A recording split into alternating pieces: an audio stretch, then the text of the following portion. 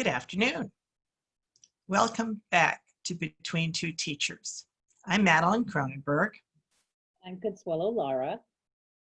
And we're here again speaking to you from the sacred land of the Chochenyo, Karkin, Ohlone Native peoples. Something that is even more critical to remember at this very unique time in our history where we are looking at all of the peoples that we're connected with. It's been an extraordinary week in so many ways in our country. I'm going to pull up some information. Let's see if I can do it. Here it is. This is a board on Trello, which I've always put the link into, but haven't really shown because I didn't have the, I didn't know how, but I figured it out. And this is, this board really has the material that we're talking about today. And so here is where we speak of the Chochenyo, Karkin, Ohlone people. These are just, Trello is an organizational website, and basically I've organized these little cards. It's like organizing Post-its. And on the back of the card, you can put links and information to what you're talking about. And so, for example, this is the link to the conversations, to those who are in the Native communities who really made the ask that people respond and call out the traditional Native lands that they are, where they're living whenever they have a meeting, and not leave it out. So that's sort of where that comes from. And when I close it, then it flips over. I wanted to call this out too, because I attended an online Zoom meeting from in the public interest, which I'll mention later. But in the meeting, there was a young man who's a teacher in San Diego who opens every class with this poem. And it's from the Mayan culture. And I was so impressed that he does this every day in every class that I thought it was a good opportunity for us to use it too. So here's what it is. It's called In Lakesh. And it is, you are my other me. If I do harm to you, I do harm to myself. If I love and respect you, I love and respect myself. A beautiful I song. really love that. It is. And that's what we need right now, for sure. That's what we need. That's what we need. Just going further on here, I'm just going to share out, there's many different resources having to do with everything that happened to Mr. Floyd and the movement that his death has started in America. And so I've put links to some of them here, and I'm just going to keep growing the links here. And there's many, but just to have a resource to hold that. And I also added this in because when we're speaking of equity, this came out this week, that's why I've added it now. But in terms of equity, South by Southwest is a national event that happens every year in Austin. Didn't happen this year because it was one of the first things to be canceled because of the coronavirus. But what they did do was put, and what it is, it's an event where you go and attend workshops. So now many of the workshops that they would have had, and you would have paid a lot of money, and you would have had to stay in Austin, and so it's not an inexpensive thing to attend. However, now many of them are on their free YouTube channel. And that's what this is. So if you click on the card and you go to the back of it, you can see down here is where the YouTube channel is. And you can go ahead and watch the YouTube channel. This is one of the first ones is something on inequality. There's many different ones in here. So it's just that I thought I'd add that. And then the other one I wanted to bring in is that the Black Caucus This is Nancy Skinner. Nancy Skinner had a very, very wonderful presentation last week, and that was live streamed to everybody. And we're in Nancy Skinner's. Nancy Skinner is our state senator. She's an extraordinary person. She's carried lots of important legislation. And this is a live stream of a meeting, a town hall that she did with Shirley Weber and other members of the legislature and the community. And Shirley Weber is the legislator who's in charge of the Black Caucus for the state of California in the state assembly. So it's also worth your time. And the last thing here is just these are resources for talking about race with children. And I think that you can't read too much about that, just to figure out how you're able to frame your messages to our children. It's a difficult thing to explain why it is how we got to where we are today, right? And I think, however, that the message is getting through, because the fact that there are so many young people out on the streets, right, that our own high school students are leading so many things, right, that our younger children are able to look up to them and see the changes that have to be made. And the rest of us are following. Yeah, that's great. You know, As many resources as we possibly can get. There's a lot of, we need to have the same understanding. We all are on the same side here when it comes to equity, and that our goal needs to be unity, not divisiveness. And some people lose their way about that, but we need to be about unity. Yeah, absolutely. That is the whole goal. So then moving on to the political educational world of the state. The first thing I did want to mention that the Advisory Committee on Charter Schools, the Charter Schools Subcommittee of the California State Board of Education, did have its meeting this week, and I believe I've linked to it. I have. If you want to watch the meeting, here it is. You can just go click the card and meeting search. Actually, this is a different meeting. And I will put, it's here. It's the meeting webcast is here. And they made a decision to overturn a staff recommendation to close a charter school, a charter high school in West Contra Costa that the West Contra Costa School Board voted to close, that the county supported that vote of the West Contra Costa School Board, but they, on a split vote, but nonetheless, the majority of their committee overturned that and voted to keep John Henry open. So in July, it will go to the State Board of Education.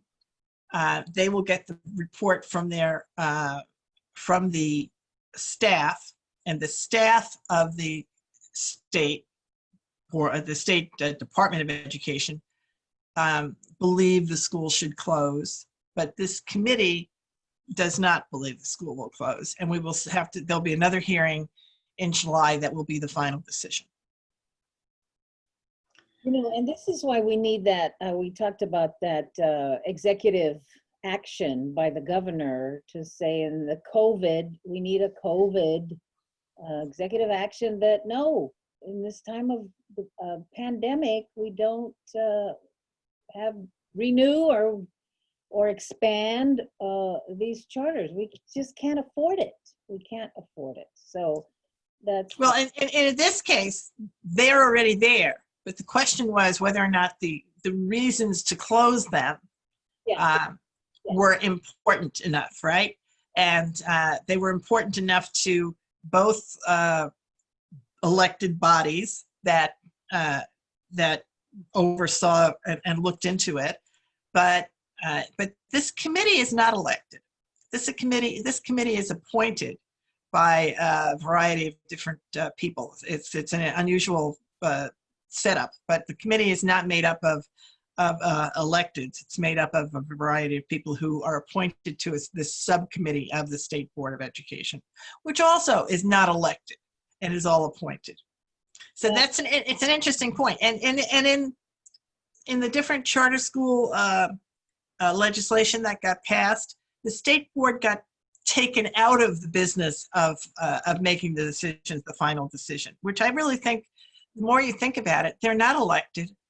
They shouldn't be making it to begin with. No, absolutely not. So this was about a renewal, correct? Yes. Yes. Okay. So yeah, there should be a moratorium on renewals even. So because of COVID. Yeah. I mean, there is so many issues. Because of COVID, nobody is getting the same fair shake that they would have gotten before, right? There have to be so many shortcuts here that people have to make because you're not meeting the same way. You don't have the opportunity to get input the same way. And we're seeing this in every organization. The courts are having to try to figure out how they can operate with all of the restrictions. And honestly, it is true. The governor's been asked to do an executive order to just set things aside and just say, we're going to do a moratorium until we can go back to business as usual in this case. Okay. But anyway, that is what has happened. And so the next, in July, we'll be able to report back on what actually did happen with John Henry.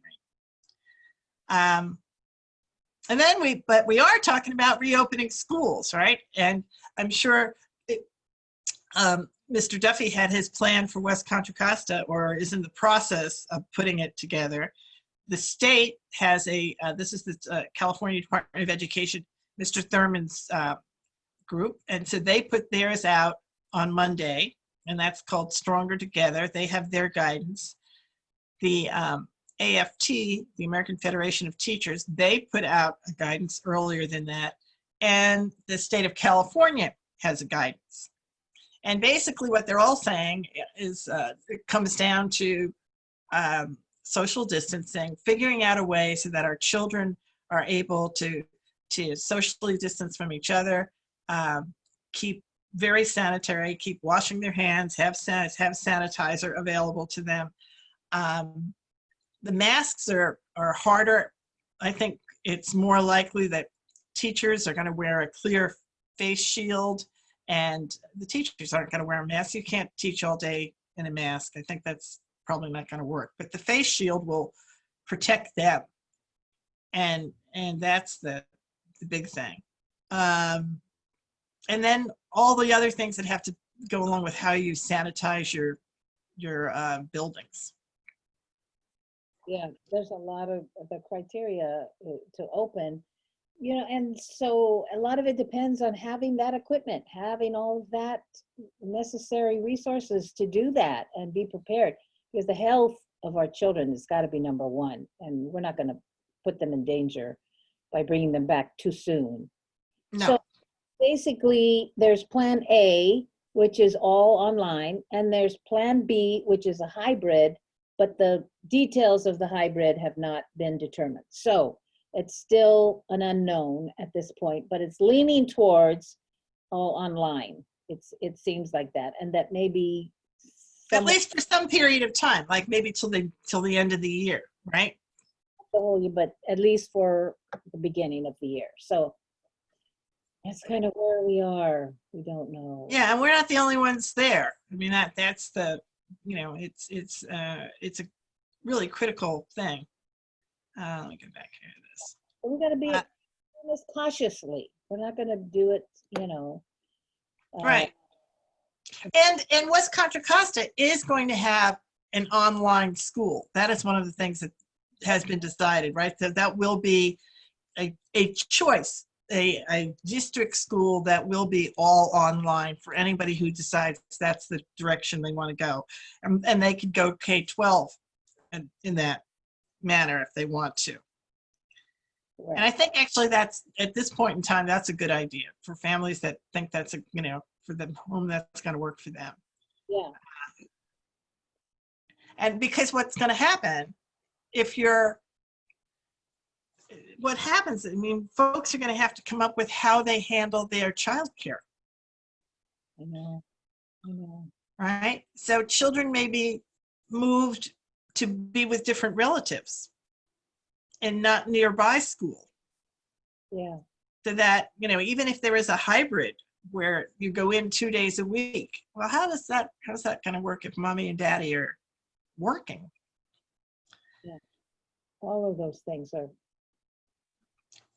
It's very complicated. It's so here's that's the guidance there. I got next to the privatization, and the folks from in the public interest, who are the folks that did the calculation for West Contra Costa as to exactly how much money we were losing to the charter schools. They are the same people that put something out this week, a webinar called Getting Back to School, Is There Peril or Promise in Online Learning? And this was a very good webinar, and I do recommend it. There's a gentleman here who's a superintendent of a county of 55,000 children in Clayton County, Georgia. A gentleman who is a teacher, a learning specialist. This is a young woman who's a has a doctorate in learning. She's from In the Public. She's a host from In the Public Interest. And this gentleman is a professor who studies distance learning. And it's worth listening to. One of the reasons they talked about it was because we need to be careful that districts don't go down the path of just spending a tremendous amount of money on ed tech companies, money that really needs to be invested in teachers and figuring out how to reconnect our children to their teachers, rather than to very fancy, very expensive platforms that are going to make a lot of people in Silicon Valley very rich.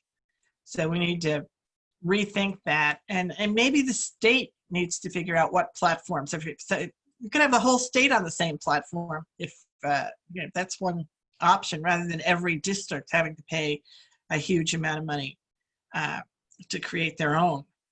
Not have to be privatized. Yeah, and this is that's coming up now. This is a moment in history where people are looking at ways to privatize, and we have to be aware of that. Then this is something from Mr. Alticon.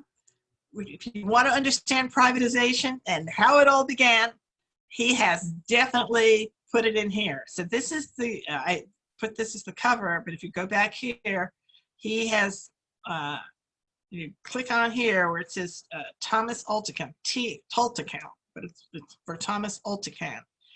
You'll be able to read his analysis of charter schools and how they began.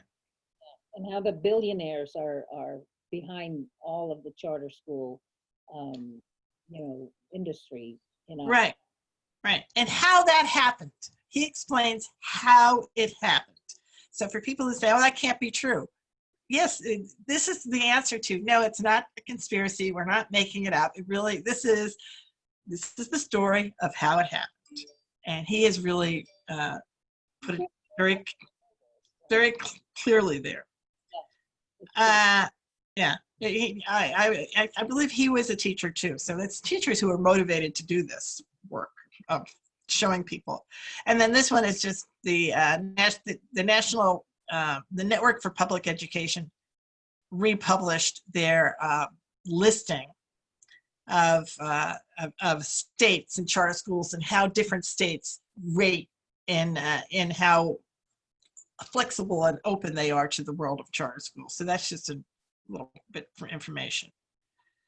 But then we get to the breaking news, our local news. And this is West Contra Costa. West Contra Costa made a lot of news the other night on Wednesday night.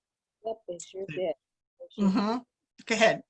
It was a unanimous vote, and I think pretty much, and we heard from a lot of public comment, and I think pretty much we all felt this way anyway, because of all the things that are happening.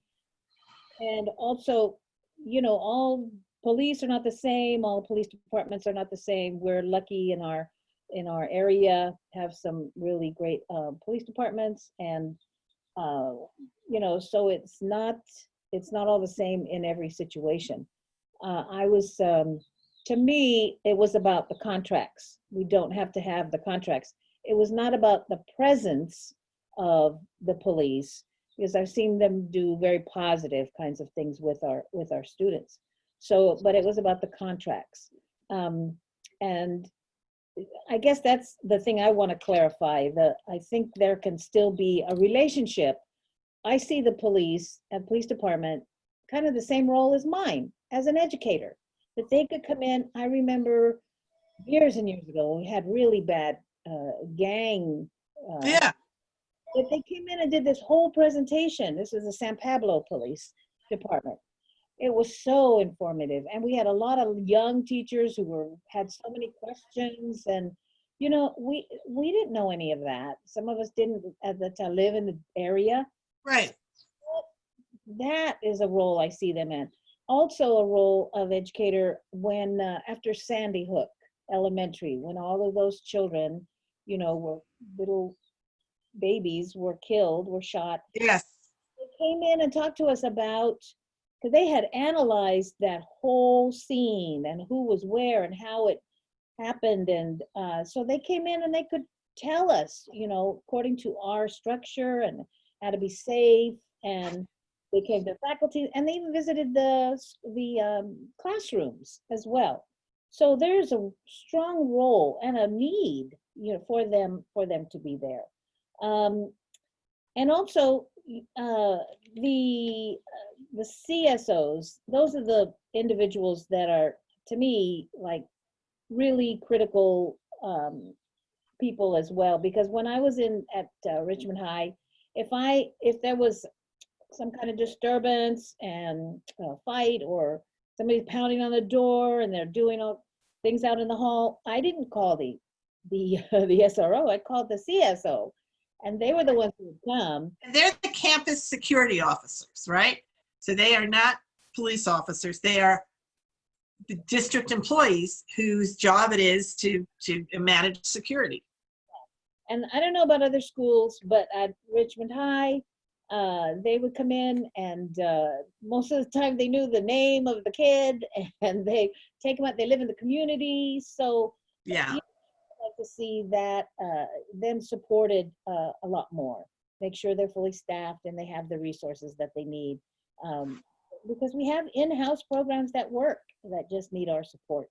And then as far as like preventative ways to address violence in schools, well, we have our CIS programs, community in schools, where we have health care providers, mental health care, they do groups, and they have caseworkers and therapists, and those things work. But right. And each school has a different version of that, right? They have, because they've got different associations because of who works at each school. So you've got the Morehouse Project, you've got Kennedy has a different set of connections to the community, and it's because in West Contra Costa, every high school has a health center. Yes, there you go. And that's unusual in high schools. Matter of fact, we were the first district and the only district to have every high school have a health center. Another big person that people that have a great role that are SCOWs. Yes. Outreach workers. They're the ones who call the parents up when there's issues. And when the parent comes to the school, they make the parent feel welcomed. They usually have a spot for them someplace on campus, right, and can be that link for the parent to the school. Right. Oh my gosh, they're so important. So again, in terms of preventative things that we could do, we do have some providers that have been in the district for a long time, very successful. Peacekeepers is one of them. Right. I mean, very preventative. Right. These that group takes, and peacemakers. I think both of those have been very successful and should be, that's what needs to be supported.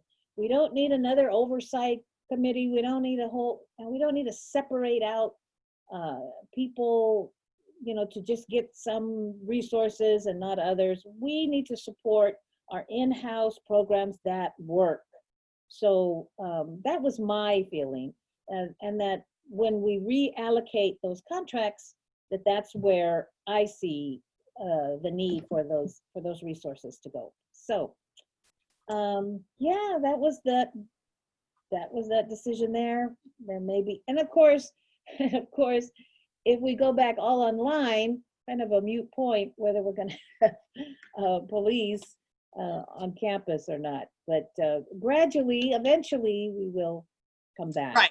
That's all. Yeah, that's right. So that we're taking a break from being on campus right now. So we'll see what it looks like, and it will look. It's definitely going to look different. Yes. Yes. That's the big point. So that was the biggest news that came out of the meeting the other night. I put this was how it was announced on Facebook, and there were so many people who were. The other part of that was, people were talking at the same time as defunding the police, right? And I mean, all of that is language that gets, I think, misunderstood, and there was a lot of conversation now about how to understand those terms. This gentleman, Mr. Goff, really does explain what they mean. And it doesn't mean to dismantle the police department. It really means to rethink the assignments, that you don't need, I mean, really, a police officer is trained to handle certain kinds of issues, and they are absolutely the best to handle those issues. So in issues where things have already reached a point of violence, you need to bring somebody in who's going to respond with violence. That's just simply the fact. But everything up until that doesn't need that. Your homeless community doesn't need to have all of its connections be with the police department. There's no reason for that. There are many other members, citizens who have mental illness problems, many of them that really are not best served by interacting with a police officer. I mean, their police officers it's not what they're trained to do. They wind up doing it. There are some police officers that's all they do, and they do have to learn how to do it. But that's really not the best use of the training that they have. It really should be other people. And I think ultimately what the conversation here is to not eliminate the police department, but to restructure it in a way that you're able to send the right people to the right call. And you don't have, you eliminate the militarization. That's totally unnecessary because we're not fighting a war here. So all of those, the idea that it has to be militarized doesn't make any sense. But you just have to be able to meet the level of, meet each issue independently and assess it for what kind of response it needs. And that's what this gentleman says much better than I did. So if you want to hear him explain it, he does in a really clear way. Then we get to action items. So the big action items, there are two constitutional amendments that we're going to have the opportunity to vote on, maybe, if the Sacramento puts them on. And so these are worth your time to support. And the first one is, this is Shirley Weber, who I talked about before. The first one is the ACA 5, and that will restore affirmative action, undo Prop 209. And if we ever needed to do that, we need to do that now. Yeah, exactly. All right, and the second one is ACA 6, which will restore voting rights to parolees. If you're on parole, you're out, you're done. So there's no reason that you shouldn't be able to vote. You should be able to vote. And that is being supported. That's the League of Women Voters. So if you click on here, they are advocating for that.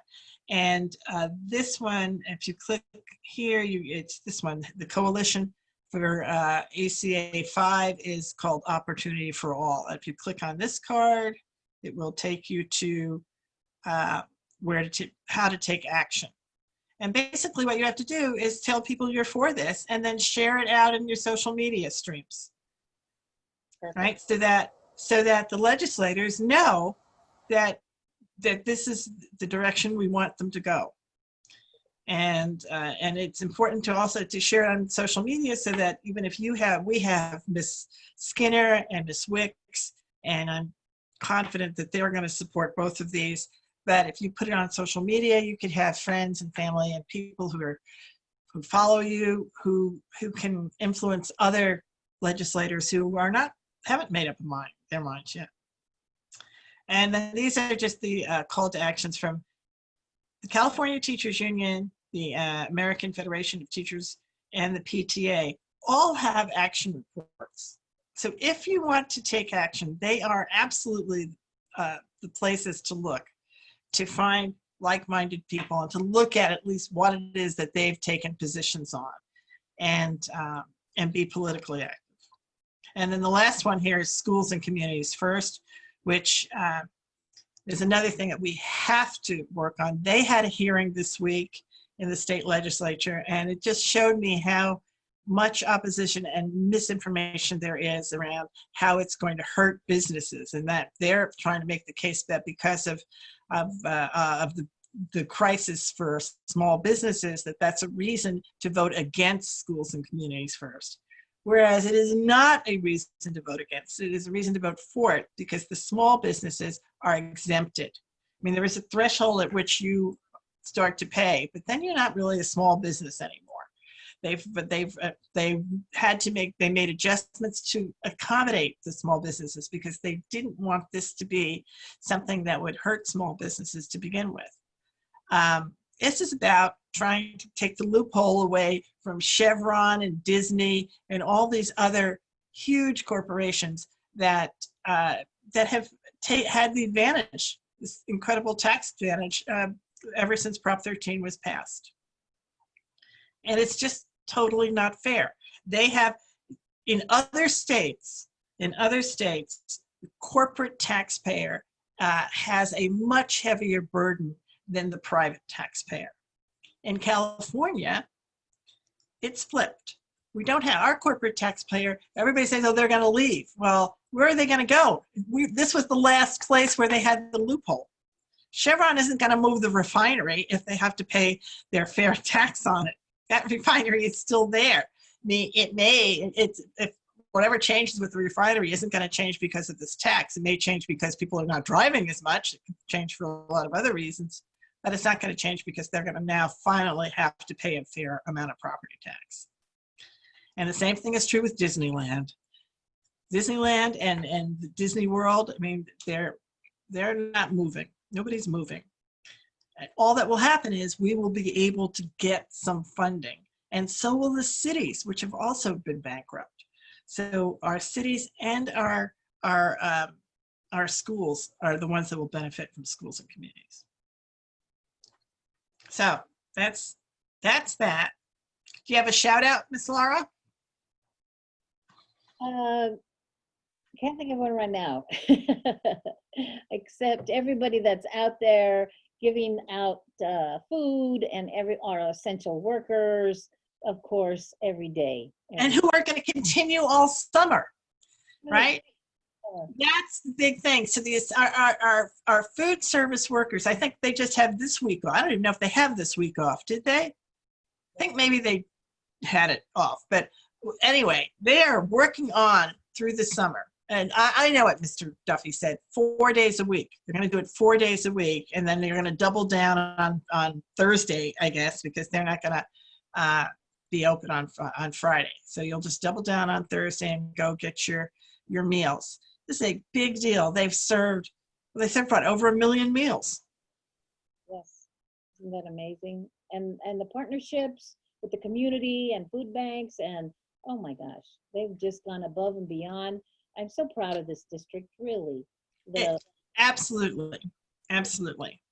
And honestly, educators and districts across the country. When I was listening to the gentleman who was speaking about his district in Georgia, they had to do the same thing. Right? These are the educators and the districts are the people who take care of children, and they know that, and they are serious, and they take the responsibility seriously. So a shout out to all of them, to absolutely all of them. Then we get down to, do you recognize this picture? My goodness. There he is. Who's our who was our cameraman, and now he's our joke meister. Yes, he's our joke meister. And he didn't disappoint. So you've got another one from him, right? You want to share that one? I think I did the last one. Sure, do you have it? Yeah. Okay. Go ahead. So, why do lonely rich guys make investments? I don't know. Why do lonely rich guys make investments? This is an investment joke. Okay. Why? Just want a bit of company. And on that note, we end for the week. Please, here it is. This reminds us to say, please like, subscribe, and share. And let us know what you think of Between Two Teachers. We'll see you again soon. Bye-bye.